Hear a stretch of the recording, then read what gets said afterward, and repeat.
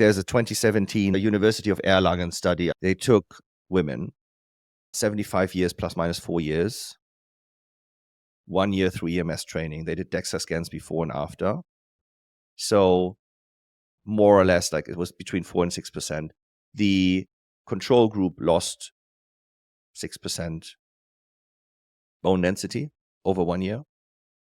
The EMS group gained, I think, 0.5% bone density in that year. And they tested lumbar spine, so lower back, and femur neck. This is what you generally break. If that's not the definition of anti-aging, where you basically not lost a year but gained a year, now there's 2 years difference between the control group and the EMS group. And that is on bone mineralization. Similar results on the strength portion.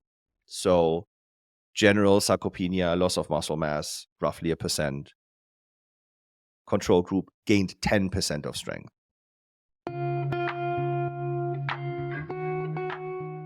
Welcome back to Biohacking Eve, Health Optimization for Women with Judith Mueller, where we shine a light on everything that will help you reach your best self as a woman, as unique and individual as only you can be. Live long and prosper, my friend.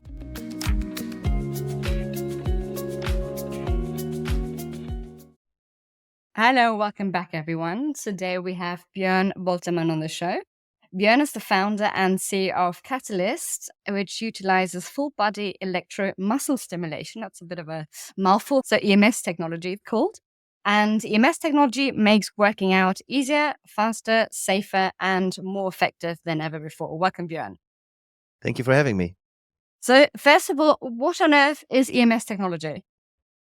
So EMS Technology is, as you said, like electro muscle stimulation training, and it basically simulates the same thing how your body works already and uses this brain signal that it simulates to help your muscles be active, to contract, to have a better tetanus, so coming to a full contraction, and helps you working out. And it does all that without the need of an external weight.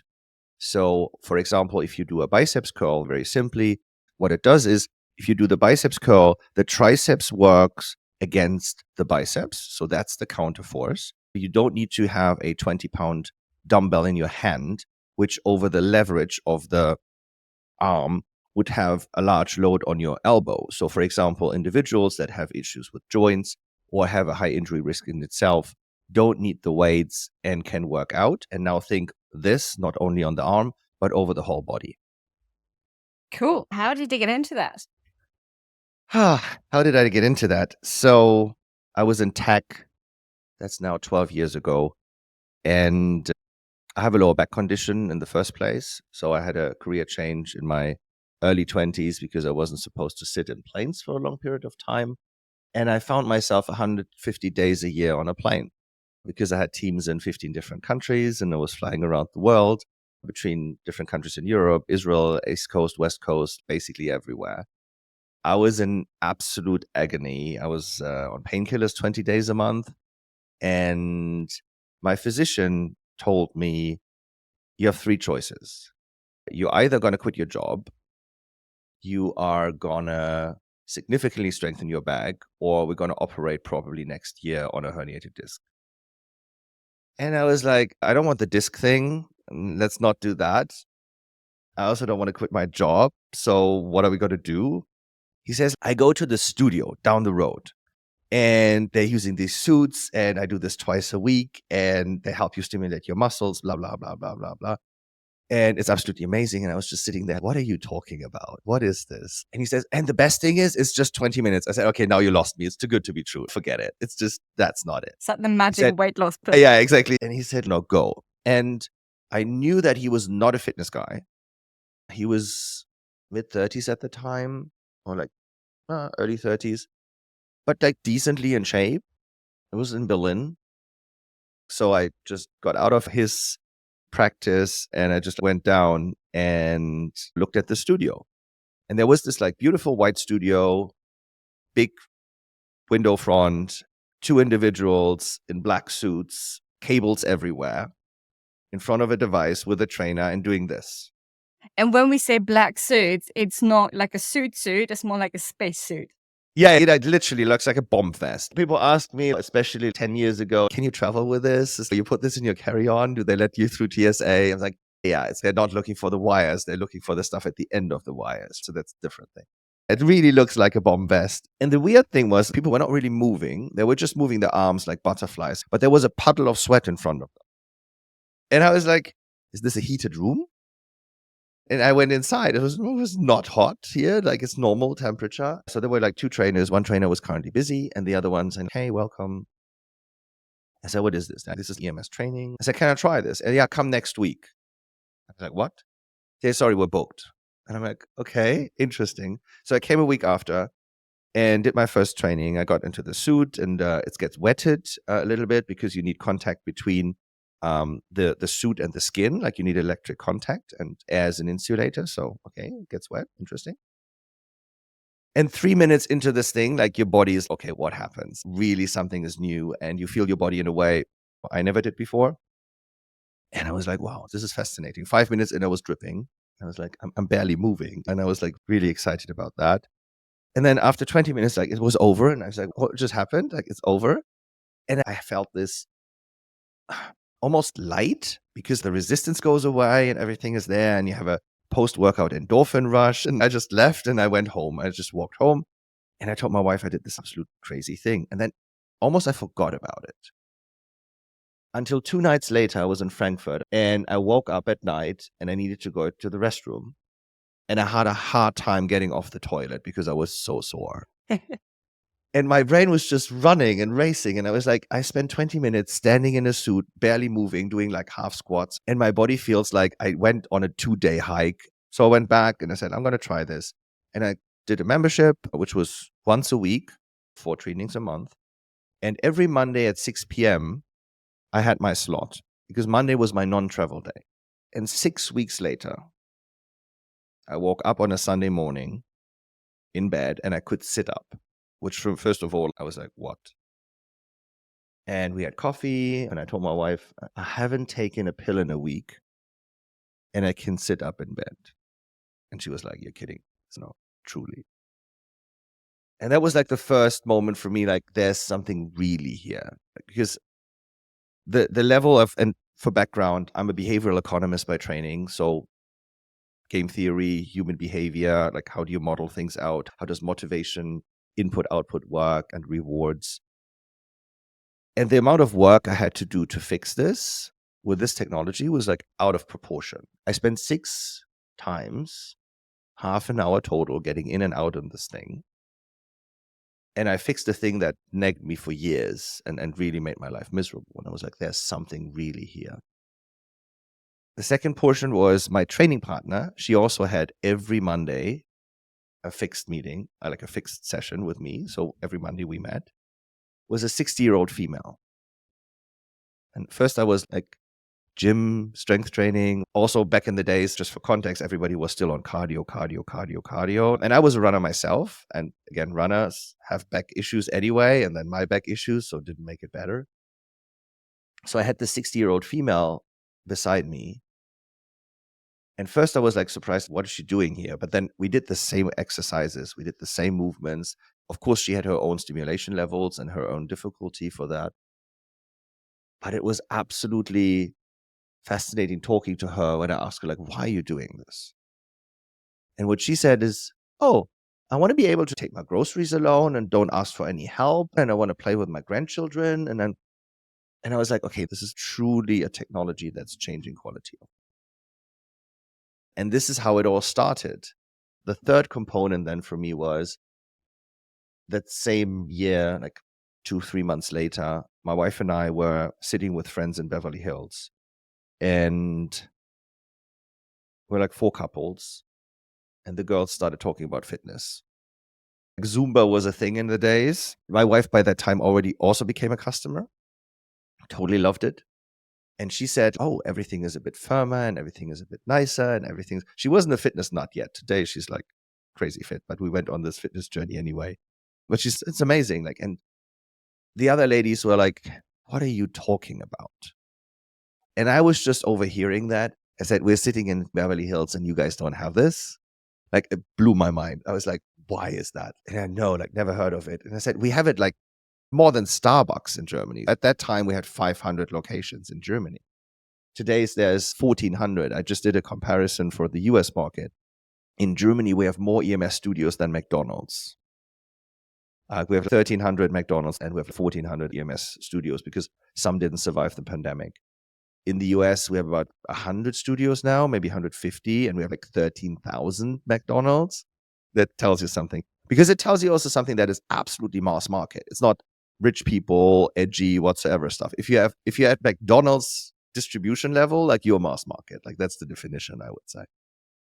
Touching on suit versus spacesuit, this literally came about as a spacesuit in a way, right? Yeah, so it's quite interesting. Like the electrostimulation has been around in physiotherapy since the 60s. Also in the late 60s, there were some Russian sprinters that came out of nowhere. And of course, they had a lot of help by the pharmaceutical industry, and doping in Eastern Germany and Russia back in the days was a big thing. But they were surprisingly fast. And what they've been using is something called Russian stim. It was a very crude way of stimulation, but they found out that if you stimulate your muscles, you can actually trigger fast twitch muscle fiber responses, which are otherwise really hard to trigger. You need extreme speeds, like running with a parachute or stuff like that, which in American football is a big thing here in America, or a sled. Or you need extreme loads. And when you have extreme loads on a athlete with high volume or on a previously injured individual, you're just getting injured again. So that's what they found. And they also used it in Mir, which was like the first space station that we had in space. We're currently in conversations with similar agencies on a different continent to figure out what we can do, because at the moment, the way space workout works is there's a huge device that creates resistance in zero gravity on ISS. The problem with that is they put it up there once and then everybody can use it. But what we're talking about is Artemis, which is the new moon mission that SpaceX and NASA are doing. The device is 3,000 pounds, which is like for the rest of the world where we have a metric system, it's like about 1.5 tons. So that's like a car. And if you now have to carry a car on top of everything in every rocket, that's just another car that you cannot have in payload. What we're currently exploring is, do we just replace this whole thing with EMS technology and blood flow restriction, actually, which is the other thing that we're looking into. Which we'll come to later on as well. Yeah. Just for context, basically, the reason we want to have weight training, obviously, we want to have weight training for healthy individuals anyway, but the reason we really need it in space is otherwise you're aging at about 10 times the normal speed you would. I got the stats from the NASA guys, and 85% of the space shuttle crews that came back could not walk after landing. 85%. One is muscle mass. The other one is your motor neural system is not working anymore because it hasn't been firing for 3 weeks. Generally, those were 3-week missions back in the days when we had the beautiful space shuttle. And so that's one thing. The other thing is that they're losing like 14, 20, whatever % of their muscle mass and actually bone density on top of it to a level that is basically non-recoverable. This is why long-term missions to Mars or Moon are going to be an issue if we don't mitigate that. Yeah, that's what we're working on. Brilliant. So let's turn to women's topics, given that we're a women's podcast. So there's a couple of things we're going to speak about in a minute, but it's everything from menopause, so dealing with issues like osteoporosis, sarcopenia, the postnatal stuff, pelvic floor, urinary incontinence, also sexual dysfunction. So let's start with the general aging, actually. So muscle, bone health, deeply interconnected, etc. Talk through that. So first of all, just because women are women from a hormonal perspective. So if you're hormonally female, put it this way, your metabolic response and anabolic response to training is significantly lower than that of a man. So a lot of women historically didn't want to go to the gym. I don't want to bulk up. I don't want to be big. I don't want to do this. even if you lift like crazy, you're not going to be big. That's just because hormonally they're there. And if you look at some CrossFit athletes, there's a genetic aspect to that. If you're not Icelandic, then you're most likely not going to look like that. It is for women, no matter what they do, much harder to keep their muscle mass, to keep their bone density in the first place, because they have a fraction of the testosterone of men. Huge problem. And then there is a feedback loop between your muscle mass and your testosterone levels.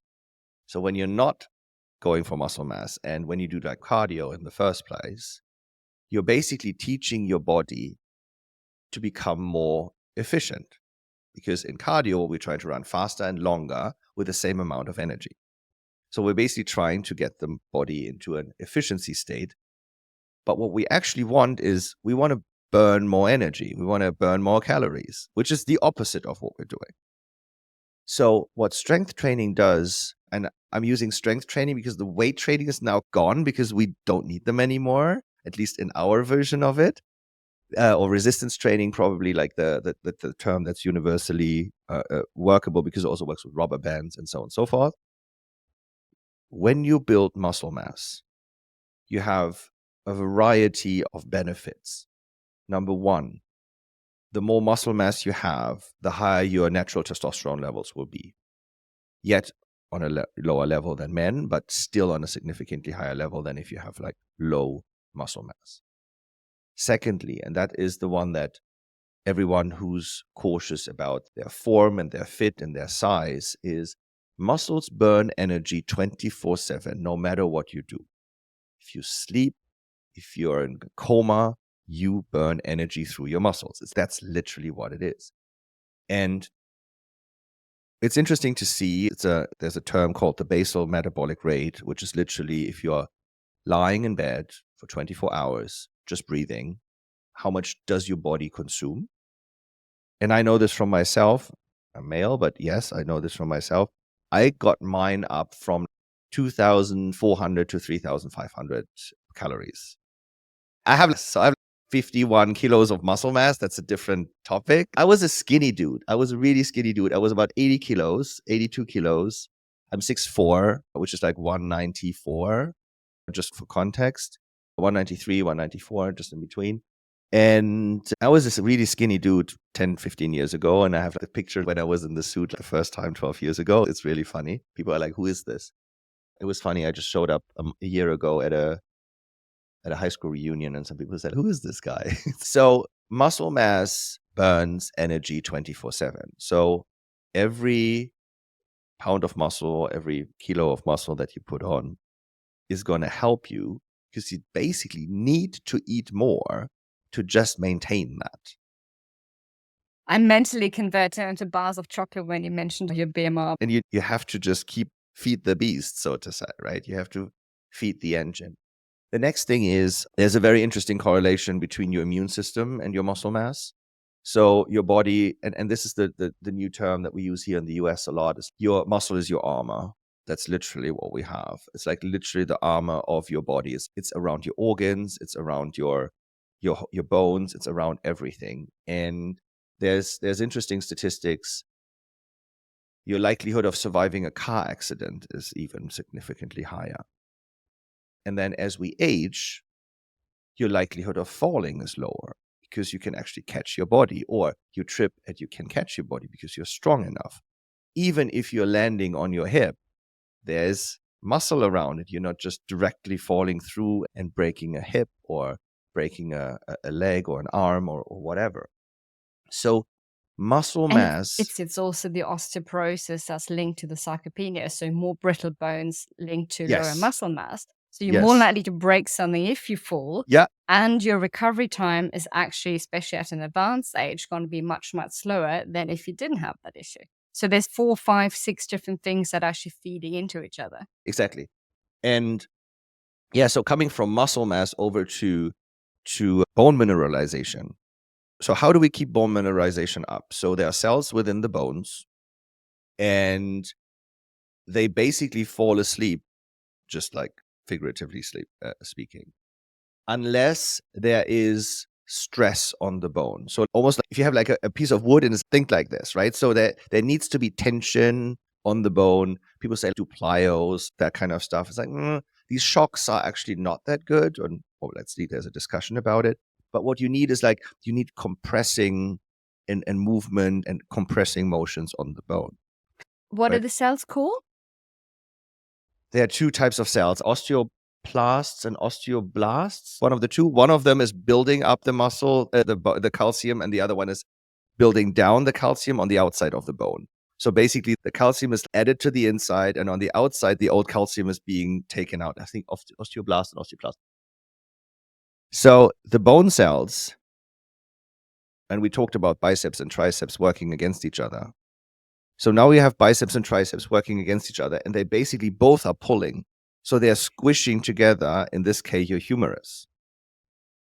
And first, I thought this doesn't work.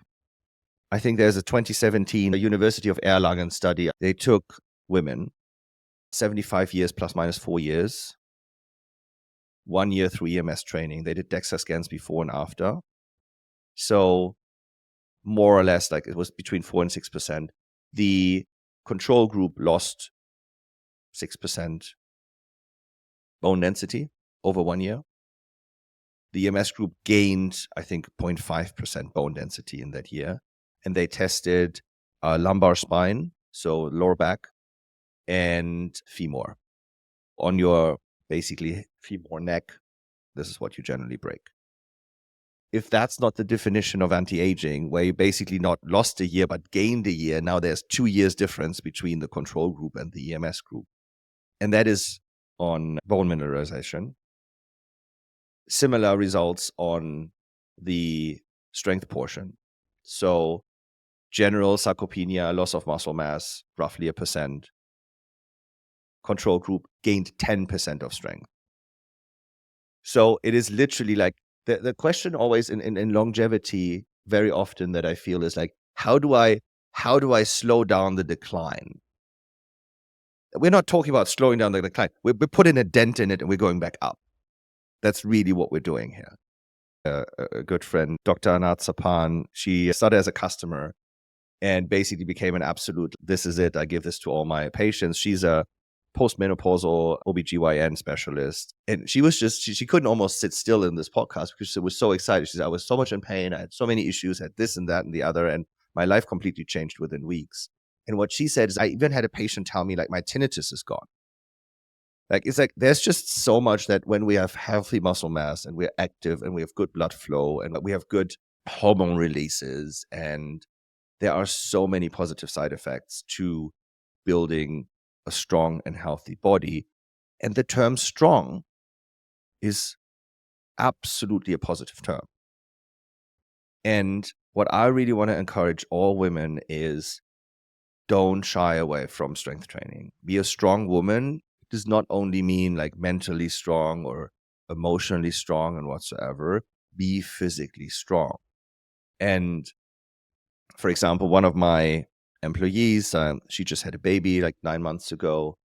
And she said, I love it because I have to hold her all the time. And that is a one-sided thing. And I have to be strong for that. And I'm carrying her around. And yeah, we're going to come to recovery and other things as well. But being there for your family, for your kids, for everything that life throws at you, even like I said, the car accident, it's like being strong is one of the best predictors of quality of life as you age that's out there. And I'm just going to, I think Peter Attia put this, is like literally grip strength is the fastest test for longevity. Yeah.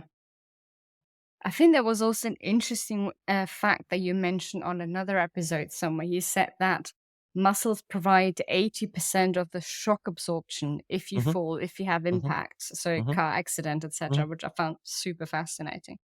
Yeah. Fat is just very fluid. It just like, right, goes through. Like muscle is literally dense.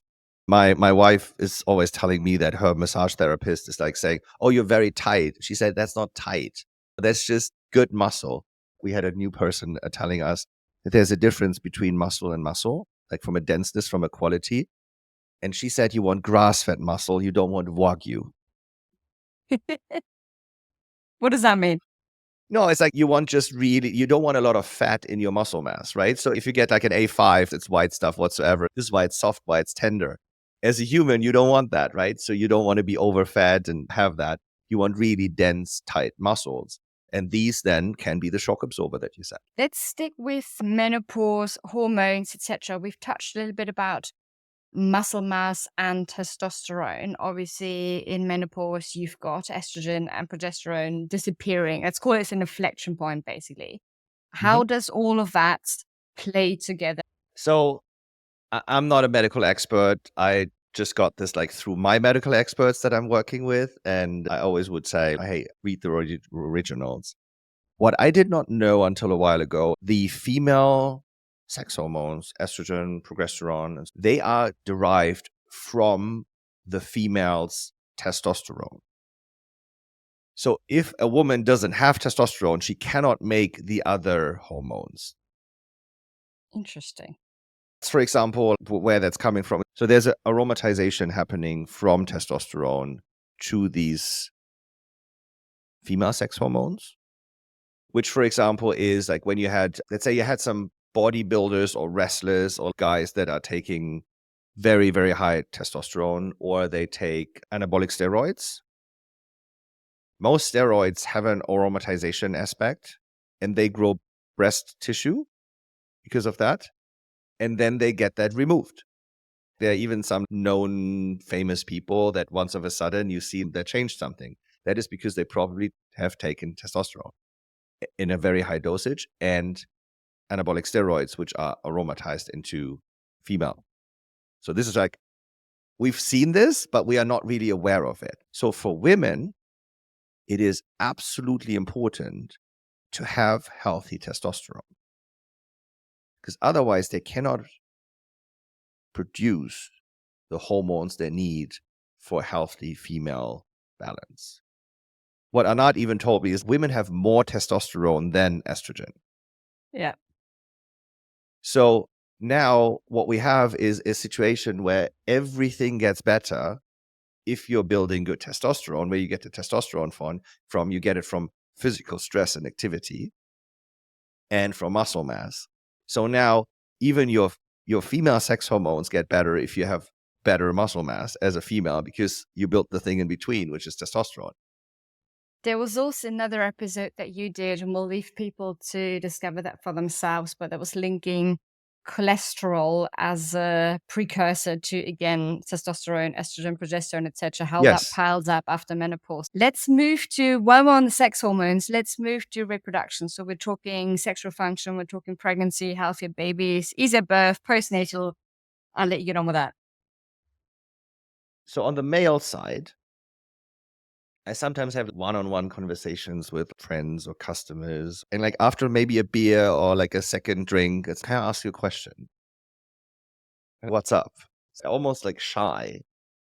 Is it possible that like things change down there? Yeah, it is. Because if you have a healthy pelvic floor and women are much more aware of that. Yeah, things work better because you basically have to restrict blood flow. That's like if you cannot restrict blood flow, ED is your friend. And you don't want ED to be your friend. So that's on the male side. On the female side, it's a similar aspect of that. So if you are able to control your pelvic floor, your first of all, posture, everything, like you're in a much better position. And the other question that I'm getting is, so my wife has been doing this now for like half a year. Is it possible that like you get stronger down there and things are more fun? And it is definitely a very joyful side effect, I would say, and then leads to self-esteem. Better self-esteem leads to relationship aspects, fun, all these aspects. In a pregnancy situation, we have two recovery needs, basically. Like we have the apps that need to be redeveloped. We always say, please wait for 6 weeks after. So natural birth, we're talking natural birth. We're not talking cesarean, right? Cesarean is a different thing. It's a scar. That's a different topic. So natural birth, we basically say, like, wait for 6 weeks. And then after 6 weeks, start the training again. We heard from our customers, and I don't have a study on this at hand, but the rebuilding and like the reconnecting of your abs, the different strands significantly increases, it significantly like speeds up.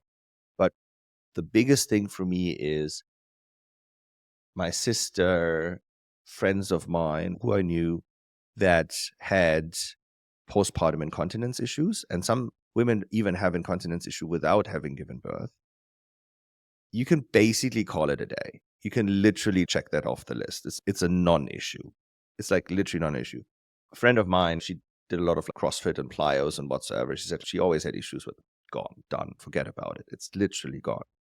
So from a healthy, fit individual, it's still easy to train the pelvic floor. And we had they're like certain devices that you put in that helps you breathing. And I actually met like the founder of that like 6-7 years ago. And I thought, cool, like you're solving a real problem. But then seeing how it's not just mitigating the problem, but actually making things better and making life better is like when you give birth, like you need to be very strong. You need to be able to get the baby into this world. And when you do a full body workout, it really deserves the term of full body.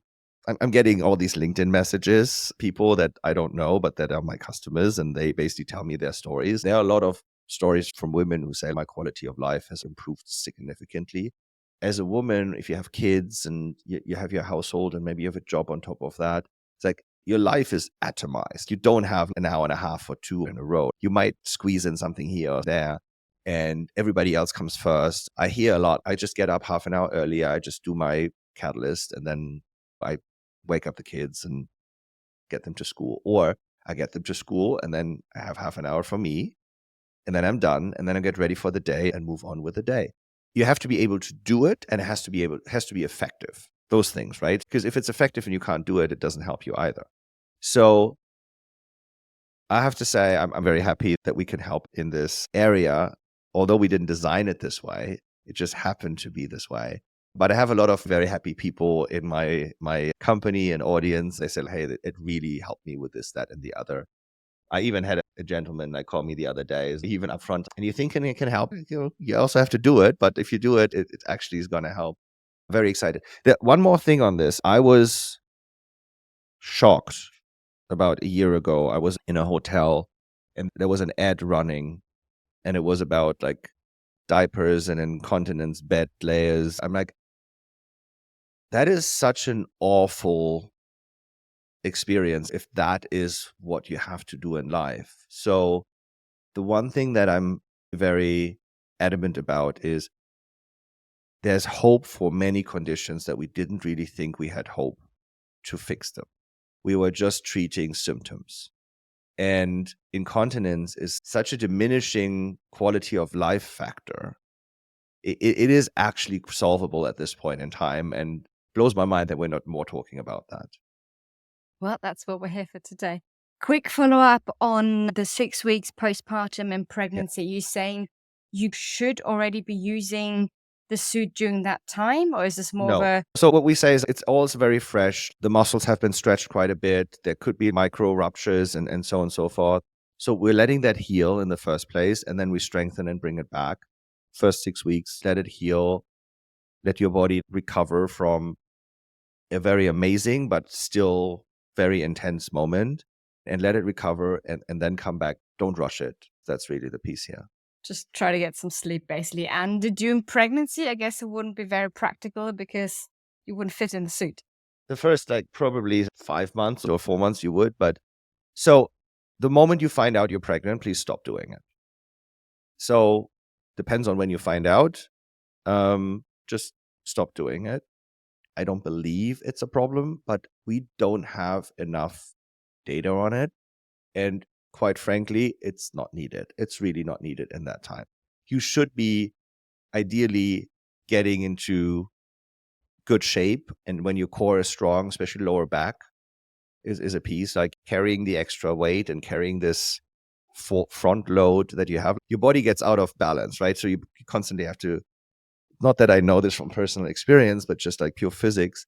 So being strong in the first place just prepares you much better for your pregnancy.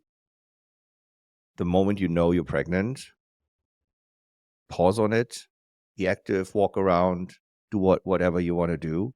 And then 6 weeks after you welcome your little one to life and to this world, start again, and your recovery is going to be quite significant. I have one more pelvic floor story. It's a male story, but it's very related and it fits in. So I have a customer who called me 2 years ago, and he said he had prostate cancer and he had a complete removal. And normally, like, rebuilding your continence in that area takes about 6 months. He said, I'm an MD myself. So a friend of mine told me, like, hey, get one of these suits. He said his recovery was 2 months. And very influential person in the US. He said, if you ever need anything in DC, let me know. That was like literally the thing. This works. Thank you so much. And he was just honestly grateful that his recovery sped up this much. But that's how much this can do in this area. Let's stick with recovery. Tell us about Ben Greenfield's knee. Oh, what do I know about his knee? He's been using it for quite some time. He's been very, very long in it. I think the story was my knee on Ben Greenfield's podcast. It's actually my knee. I had it in 2015. I had knee surgery. And the physician told me again, 6 weeks, don't do anything, la, la, la, la, la. And I was like, no. I already had a prototype at that time. And what I did is I was just standing and had my stimulation on my femur, so quadriceps and hamstrings, glutes, all that. And the upper body, I did all the stuff like range of motion. And then after 6 weeks, I went back to this physician and he said, hey, let's have a look. And he looked at my legs and said, which one did we operate? Because it was arthroscopy, you could barely see the scars anymore. And then the atrophy was basically like, you couldn't tell. And he said, what did you do? So this was like 2015.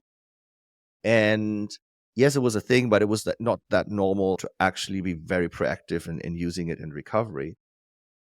He was like amazing. Like he was like totally blown away. But that's, for example, one of the reasons why we see in certain sports in Europe much faster recovery time in soccer, for example. When people get injured, you can still train the rest of your body. Let's say you have a hamstring injury, you can still train the rest of your body. You can still train the other leg or other pieces. But you couldn't squat or lift or run or walk. But you're basically preventing your body from falling into this deep valley of performance and dropping off. And then you need to train yourself out of this again.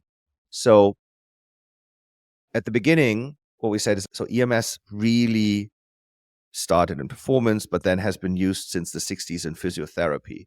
So most of us had EMS already in form of a small sticky pad device on your knees or on a certain muscle to just regain it when it is injured, which is also super interesting to me because when people always ask me, is this safe?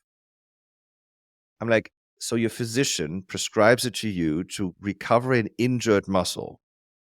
I think that's the definition of this is the safest thing you should be doing to get your injured muscle healthy again. The only question for me is, why are we waiting until we get injured? So this is like why we should be using this prophylactically. But yeah, so in recovery, it's amazing for the area itself.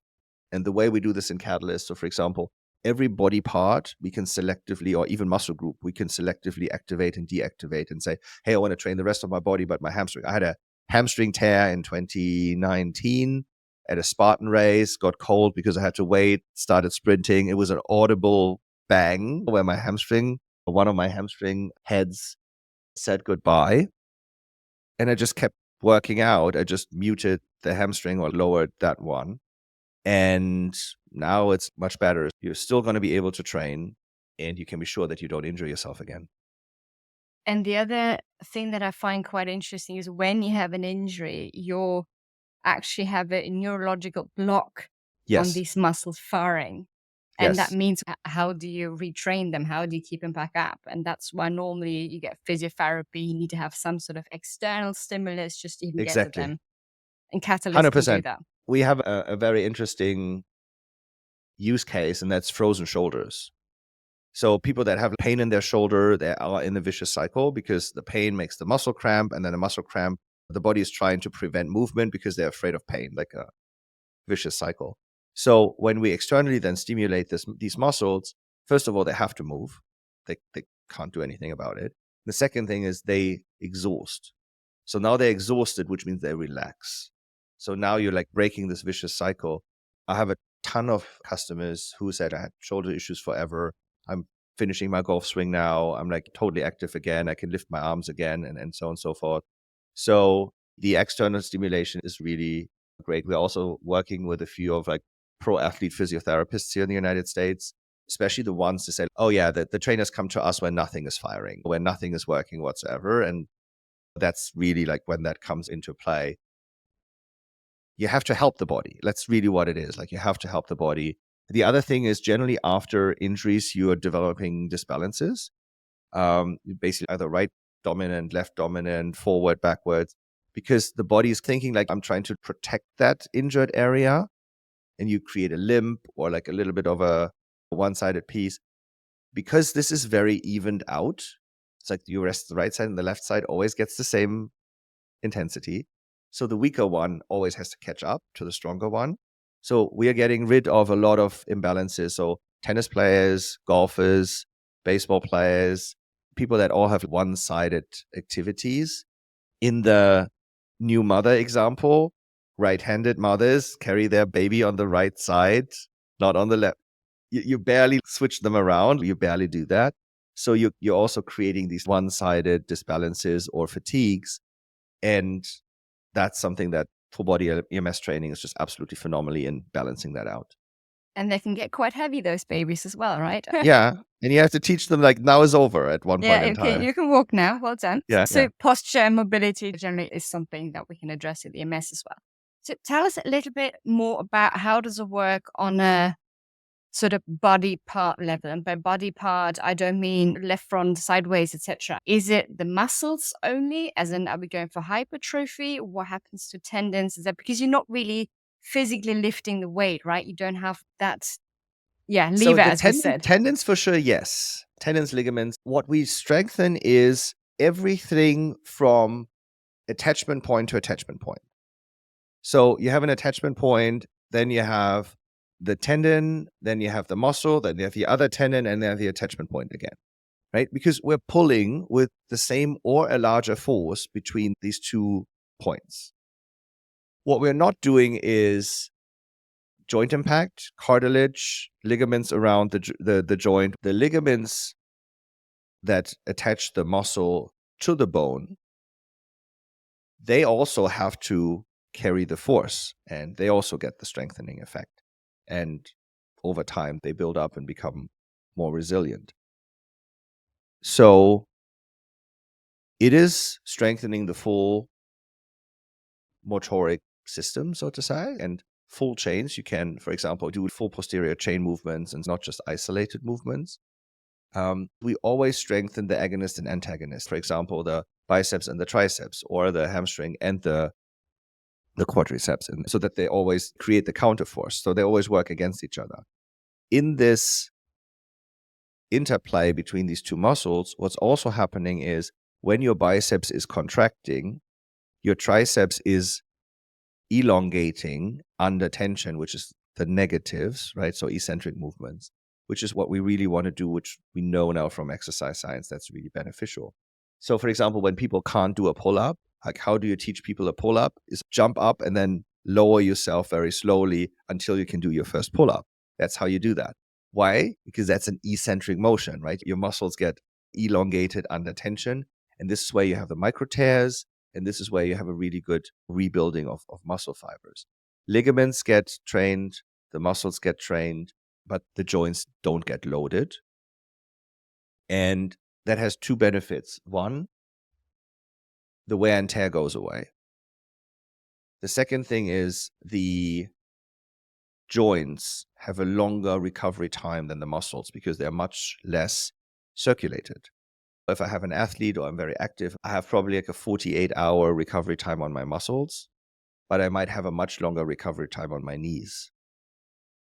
Therefore, when you replace or substitute regular weight training with a Katalyst or other EMS training, you're basically giving your joints more time to recover while you're training the muscles that need the next training. Interesting. So I'm looking for a check on completeness as a way, in the sense that how can I check that I'm training my muscles in both directions in all three planes, in the sense that I'm doing a full 360 sideways, front, etc., Yeah. etc. And the other thing is you've obviously got the big muscle groups, but you've also got the smaller stabilizers. hmm So what we have not talked about yet at all is, so when we built Katalyst, I wanted to make this the absolutely most accessible training system on the planet. EMS training in itself is already great, but you have to go to a studio, you have to be in a physical place, you're sharing a suit that someone else sweat in before. Some people like that, some don't. You have to find the right time, you have to find your trainer, you have to get the trainer that knows what you need, and so on and so forth. So what we've built, we said, especially in America, where it's a big country, and if you're not close in a big city, then to a studio, it doesn't work. So we literally built the only content-guided smart home training system. In the US, we're only the only one that's legal. In the rest of the world, there are some others that are legal because it's not regulated as a medical device. But what we really did is we created a guided training suite that comes with it. Think Netflix.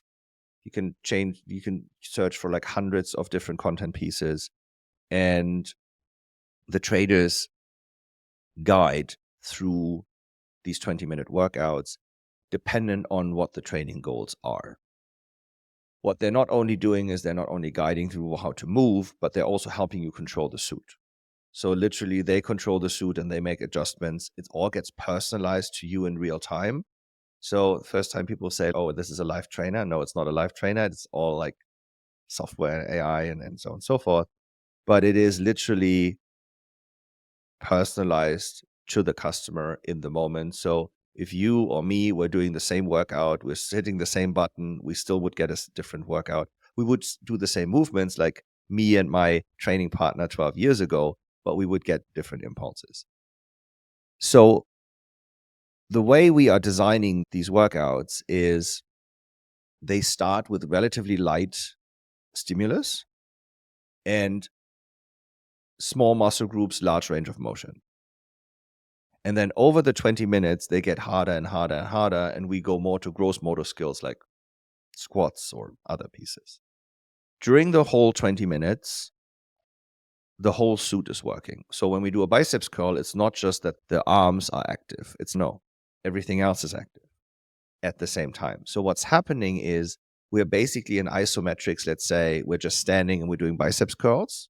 So a lot of the body is in isometric tension, where the arms are now dynamically moving through the range of motion under tension. And then we do butterflies, and then we do Supermans, and so on and so forth. We also have categorized the workouts so that there's something for everyone. There's stuff that's like super simple, super basic. Let's say, hey, I had a really bad episode in my life. I'm not in shape. I barely can move. Yes, we have something for you. We get you there. And then over time, it gets more and more and more. If you're saying like, hey, I want to balance on something and I want to do a Superman and play the violin while I want to do this, we also have that, minus the violin. But bring your own violin, BYOV. Yes, bring your own violin. And then what we have is like sports specific stuff. So if you play racket sports, or if you're a golfer, or if you're a runner, like there are specific training plans for that. What we recently launched is a resilient joint series. So we're really going for how do you stabilize your knee, your hip, your shoulder, your arms, your ankles, and so on. They're like specific series around this. It's highly customized to specific conditions and specific areas like lower back or core training. And so these are all in there, and they are then curated to those training goals. And then the customer can put that together, either go on a preset path or say, hey, today I want to train on this, or I want to do a lower body training. And that is how we're making sure it's balanced. It's like well coached. The coaches are although they're on demand, they know very well what people are making mistakes everywhere. And like when you lose your balance, like it's after the third or the fourth rep, it's sometimes I always feel like, how can he see me? It's really fun. But this is how the programming works with Katalyst. And tell us a bit more about the suit itself. And I think when we say spacesuit, especially when we talk to women about it, sounds a bit scary, doesn't it? So tell us a bit about how's it built up. It's Yeah. made of two parts, etc. Yeah. So again, we wanted to make this the self-served, most accessible like training equipment. So the way this works is it's a two-piece. It has a base layer, which is specifically designed for this so that it keeps the water, takes the water, and creates a really good connection between the suit and the body. But it's like a hygienic, I can wash it every time. When I travel, like I have like 3 that I travel with and basically throw them in a bag or throw them in the shower and stuff like that. The suit itself is comprised of 3 components. We have a shorts, which covers the glutes, the hamstrings, and the quads. We have a vest, which covers the abs, the pecs, so the chest, the upper back, so traps, lat, and spinous erecti, which is like the lower spine. Those stabilizers. And then we have 2 arm straps, one for bicep, and they have 2 electrodes each. One covers the biceps, one covers the triceps. Those are 26 basically electrodes that are covering the body. And what allows that allows us to literally cover all major muscle groups. You don't need to know where to put the sticky pad and all of that. You just get into this, strap it tight so that it has good connection with your body, and you're basically good to go. What this also allows us to do is the way it works in the purchasing process. You just decide you want one. And then afterwards, we send you an email with a questionnaire, and it has some information about that, how to measure yourself. So we need 8 numbers from you. We need your height, your weight, your gender, your age, and then 4 circumferences. And based on that, our system is putting together the right modular pieces for each individual. And that allows us to literally fit anyone, which was very important to us. When you have like onesies, you always have like compression issues somewhere. It doesn't really work. The other thing, how we designed the suit is that it is highly, highly flexible, because generally people are on a journey. They either want to gain here or want to lose there, and so on and so forth. So if you make it very, very precise and not that much flexible, like you basically shrink out of your suit very, very quickly. And especially people that say, no, I really want to now take command of my health and I really want to get there. What happens? First of all, what happens if I'm successful? First of all, you're going to be successful. You just have to use it. You can't let it hang. You actually have to use it. But when you use it, it's going to be successful. First of all, it's quite adjustable. But what we do at Katalyst is we say, hey, if you actually think you need a new piece, we're going to send you a new link. You're going to do a new set of measurement. And if our system says, yes, you need a new suit, we give you a new suit. Generally, it's one piece that you need new. We give you a new piece. You give us a testimonial. We give you a suit for free. That's what we do. That's the deal. Because we want people to be successful. And if you shrink out of a size, good for you. Let's celebrate it. The suit then covers, as I said, 13 different muscle groups all over the body. We're starting with a known pattern. Think a equalizer in an audio system. Like I want more treble and more bass. And so I want more glutes and I want more arms. And over the years that we've been doing this, so in the US, we've been in market like 3.5 years now. We found out like what is a good starting intensity for which muscle group. And then over time, you find out, oh, I can take a little bit more here and I want a little bit less there. And the system's learning over time and is creating your personal pattern. And then the trainers say, okay, today we're working on this. And then that gets personalized with your pattern. And this is how the stimulation works. The suit, like I said, has 2 pieces, comes with 2 base layers and then all the other pieces. Even the electronic suit you can wash in the washing machine. You can throw in the washer. Where people are saying like there's cables in there and wires. Yeah, I know. Took us a long time to get there. But we exactly wanted to make this as customer friendly as possible.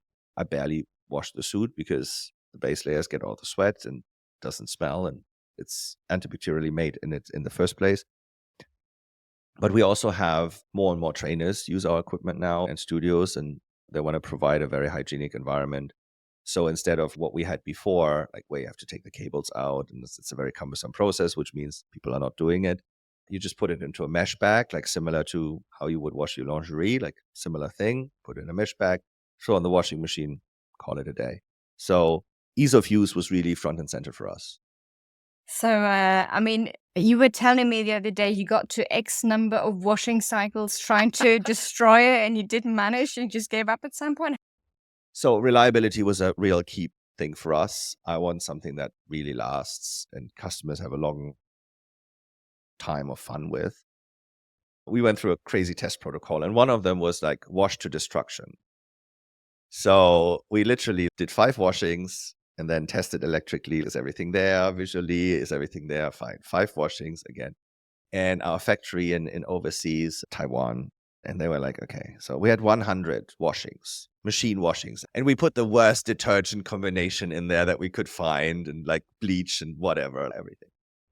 Don't do that at home, right? Like literally don't bleach it or whatever. Don't put it in a dryer. Dryer is not good. The heat is there's a lot of bonding stuff. You wouldn't put your hard shell. Think about your hard shell, like your whatever $800 or pound Arc'teryx jacket or ski jacket. You wouldn't put in a dryer anyway, right? So that's treated like that. At 200, they said, can we please stop? Can we please stop? This doesn't get us anywhere whatsoever. It's like, okay, keep it, because honestly, what I was hoping for, we're going to find a destruction at a crazy number, and I wanted to use this number. And now I basically, like, my factory was begging me, can we please stop the test? Because it was like good. And I feel very good about it. At one point in time, I'm just going to do it for fun. I had to promise them that if the machine breaks, I'm going to pay for the machine. The washing machine. The washing machine, yes. Industrial washing machine. But they were just saying, no, this is just too much. No, it's to put it into context. We are the only smart textile produced at scale that I know of. So where else do you have a smart textile? The only other smart textile that I know of, which is like an electronically conductive mass-produced textile, is the chest band of a polar. You remember these chest these straps, watches, right? that you put under your chest. There was a test that Google did once, and with Levi's, where they wanted to have a jacket that had like your iPod controls on that. These all break. These are like, there were some ski jackets who wanted to put headphones in the ski jackets and like remote controls. They all broke. So building something that is reliable, customer friendly, it took us really some time, but we're in a very happy place. And now we're like, here, take this, go have fun. And it's even, for example, I really like traveling with a suit, and you come with this nice spray bottle. Those who've tried EMS, you know what I mean. If you don't worry about it. But basically comes with a spray bottle that you use to wet the electrodes. I'm like, I've got a small suitcase. I'm usually traveling with hand luggage, so I leave it at home and I just use the shower head and I don't know if I should or should not be doing that. Just take the battery pack out, take the impulse pack out. Yeah, definitely. So yeah, you can totally do that. We're coming up with a new, very travel-friendly wetting solution, prepping solution. What I would recommend is take a water bottle, put a small hole in the head, and then just upside down, you just have to walk it over it. That's enough. So we've made this whole like prepping process much, much easier. So let's talk about the prepping process for a moment. It's like, why do you need water? There are suits out there that say they are dry suits. So first of all, there are no such thing as dry suits. Air is an insulator. It doesn't conduct electricity, so you have to be wet one way or the other. The way they do it is it's a onesie. You're literally like just wearing that thing, and it's on directly to the skin with rubber electrodes, and there's a warm up you have to do. So you're basically getting into the suit, and they let you jump around for 10 minutes and to sweat into the suit so that you get conductivity. We tried that 7 years ago when we were on this like R&D journey. And what we found was, if you're in a very cold environment, you're generally not sweating that fast. When you're in a very dry environment, you're not sweating that fast. And to your audience, postmenopausal women don't sweat that much. So in my intention to literally build a great experience for anyone, I said, yes, it might take you 3 minutes to get your suit ready, which is roughly what it takes me to get my suit ready, maybe 5. It's more like I needed to, when I lived in Seattle, it took me longer than 5 minutes to get my running stuff on because it was raining all the time. It was like really shitty, and like you're in London, so like same thing, right? So your running gear takes longer to get on, put it into perspective. But to have a consistent, predictable, great feel, you need to know that there's water. That's just what it is. I recommend putting warm water in there, a kettle or something like this, like really warm water, and put that on, makes it much nicer. Unless you live where I live, then I actually like the cold water. I live in the desert. It's a different thing. But it's by design. It's not that we couldn't build a dry suit. It's like we knew to be predictable, we need to control humidity and the prepping of the suit. We're making it easier and easier over time. We just created a new electrode material, which is like super easy to wet, and you can even tell from a visual indicator if it's already done or not. It's lighter, it's more flexible. You're going to love Gen 4. Especially a women fit around the chest and the upper back. We always had compression issues for women. So we worked for 2 years with 16 fit models of different sizes, shapes, and a Nike engineer, like former Nike engineer. We're very happy with where we are now. Go. And when you do that, as when you're back in the studio, obviously, if you're not paying attention and the impulse starts and you're not paying attention, you're not contracting muscles, that's a bad idea. I haven't had that issue here. And the other thing is I always got in the studio, I got that little bit of a, let's call it zip, right? So when the impulse starts, there's always a bit of a tiny electrical shock. I haven't Mm. had that at all with the suit. How do you do that? That's a fit thing. So you have to have good contact. So the way we built the electrodes, there's actually a squishy foam under the electrodes. And that like creates like a buffer. So it's not just a flat electrode. So most electrodes in studios are either like rubber electrodes or like they're very stiff, or they are just a very flat laminate. So we created some squishiness. So even if your body is moving, it moves with you. Awesome. So I think for me, when we talked about comfort, there's a couple of benefits for me specifically. So one problem I have is I'm pathologically late. So even getting to the Hmm. same appointment every single week, if you're Hmm. 10 minutes late for half our appointment, it's a little bit tricky. It doesn't matter. I can do it on the road. I can do it at home. If my meeting's overrunning, I'll do it over lunch. So basically, sometimes I stick myself in the suit, pop in the sauna after. I'm already nice and Hmm. sweaty. Let's get the last bit out. So that works super well for me. And again, not only turning up to appointments on time, but as you mentioned with the studios, a lot of the time they're booked, right? The slots you want to have, they're very busy. And also, I'm away a lot as you were back at the time. So for me, even being in town to go to the studio wasn't possible.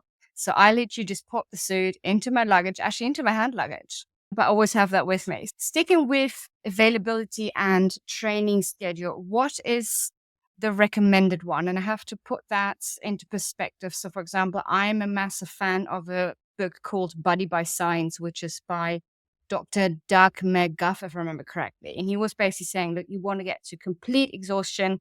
He actually breaks the fast and slow twitch fibers down into 4 categories, not just 2. And Yeah. he says you basically want to get to point of imagine your baby is trapped under the car. You've got to lift that car. That's the Yeah. intensity you're going for. And I've been doing weight training for 20 years. I started using EMS back when I was in Germany, actually sort of 15 years ago.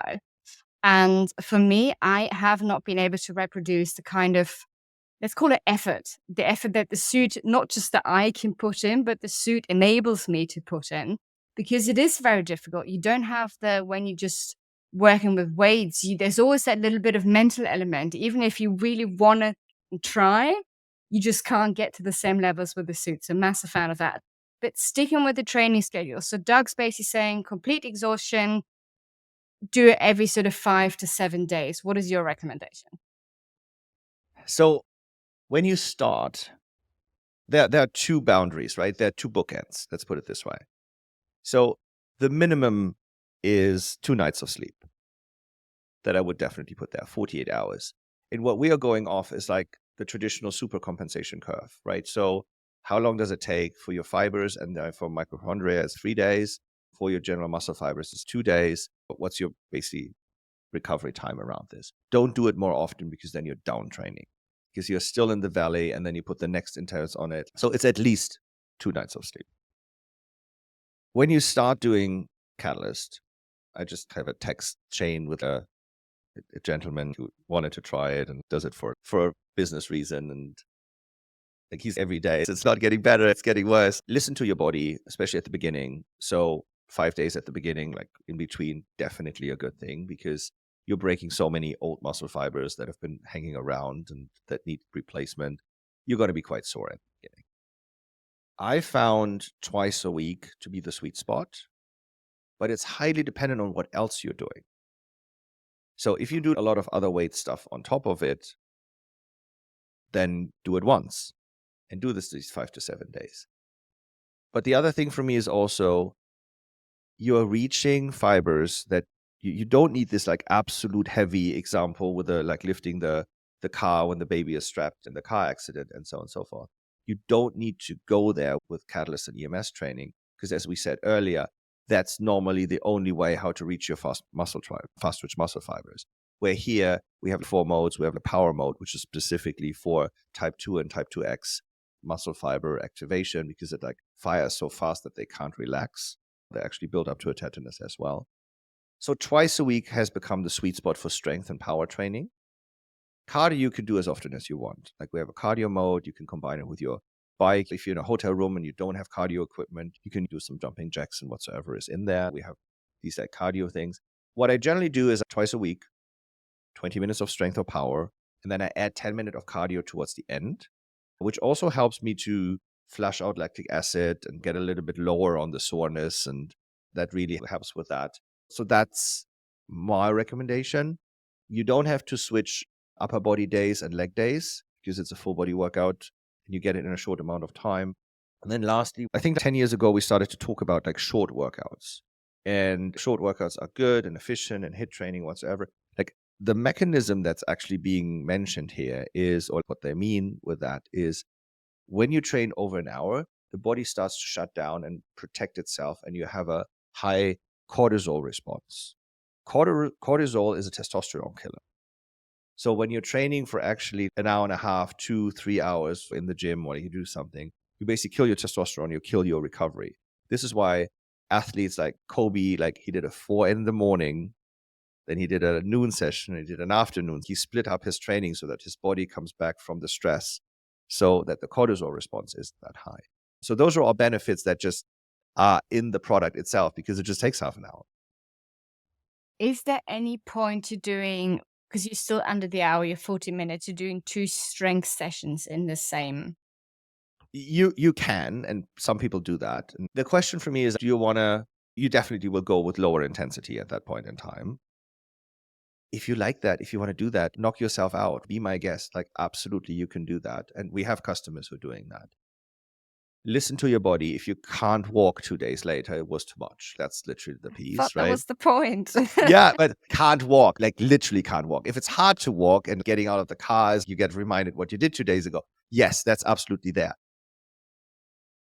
If you can't walk, that's too much. If you literally say, oh no. So can't walk, Yeah. that's what I mean. Yes, you want to be sore, you want to feel it, but do it in a way that you're not agony or you're taking painkillers. If you're taking painkillers to overcome the soreness, it's too much. That's too much. Fair enough. So the ideal really would be start with a strength session, do some cardio, and then there's recovery.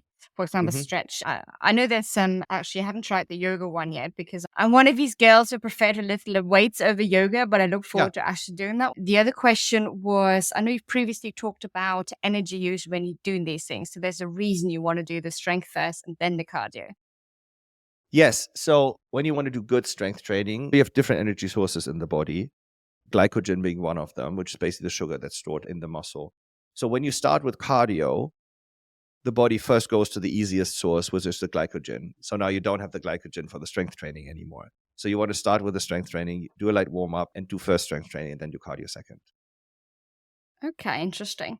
Let's quickly touch on any contraindications. I know we've talked about Yes. safety, don't do it, just postnatal and during pregnancy. Are Mhm. there any other restrictions? Is there a minimum age, any injuries you shouldn't be doing it with? Yeah. So in the United States, it's regulated by the FDA to start at 18. Do I think 16-year-olds can do it? It's better than heavy weights on still soft bones. But I don't know how it is in other countries, so I can't talk about that. Pacemakers are no. Any implanted electrical devices. If you have an insulin pump, take it off. Stuff like this. So no electronic devices on your body. If you have open wounds, fresh fractures, that kind of stuff. Yeah, you should be careful with that. If you're unsure, consult your doctor. Good stuff. So last question. Active hernias, no. Okay, we'll bear with that one and hopefully get no other injuries. Last question for me. We've touched on BFR bands, so blood flow restriction bands. Tell us what this is and how this is relevant to Katalyst. And when is Katalyst going to get one? Gen 5. We're currently collaborating with another company and exploring BFR. The idea of blood flow restriction basically is in regular training. You're creating a higher hormone response because the lactate stays longer. You have a nutrient deficiency in your muscle, and you're basically putting the muscle under more stress. That's the very, very high level, simple version. What we're doing in Katalyst is that we're putting a lot more work on the muscle anyway. So we're draining the nutrients much faster than in regular training. So there's already a deficiency here. I'm not a BFR expert, and I want to be careful what I say here, but someone told me that they just take the arm straps and make it tighter. I don't know if that's a good idea, but generally, like, someone told me that. I don't know enough about that. There is this company from the UK who's doing this quite well. More to come. I don't want to jinx it. For our next episodes, no worries. Yeah. Bjoern, it was lovely to have you on. Thanks very much. Absolutely. Thank you so much, Judith.